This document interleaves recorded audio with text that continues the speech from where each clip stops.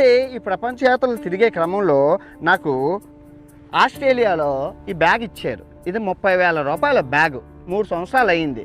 ఆ బ్యాగ్లో ఓపెన్ చేస్తే బైబిల్ ఉంది, పరిశుద్ధ గ్రంథం. ఏ దేవుడైతేనే ఉంచుకున్నాను. ఇందులో తప్పే ఉంది. బైబిల్ని అంత దారుణంగా తిట్టాల్సిన కర్మ ఏంటి?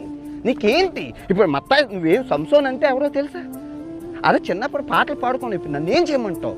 నీ మతం నాకు అన్నం పెట్టలేదు. నీ మతం నువ్వు ఎదవన్నారు అది. నీ మతం నాకు అన్నం పెట్టలేదు. నీ మతం నన్ను మా తమ్ముడికి చదివించలేదు.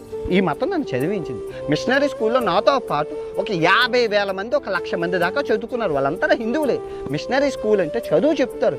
క్రైస్తవ మతం అంటే శాంతి శాంతి శాంతి శాంతి శాంతికి, పీస్కి ప్రతిరూపాలు. నేను మసీదులు చర్చిలు వదిలేసి నేను గుళ్ళు చూపించాలా? గుళ్ళు కొన్ని దేశాల్లో లేవు. నేనేం చేయాలి? ఏ మతం అయితే ఏంటి? అన్ని మతాలు చిన్నప్పటి నుంచి కలిసి ఉన్నాం అని చెప్తాను. మన రాజ్యాంగంలో అన్ని మతాలని గౌరవించమని ఉంది.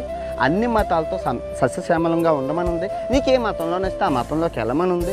నువ్వు ఏ దేవుని నచ్చితే ఆ దేవుని, మన రాజ్యాంగం ఇచ్చిన మన హక్కు.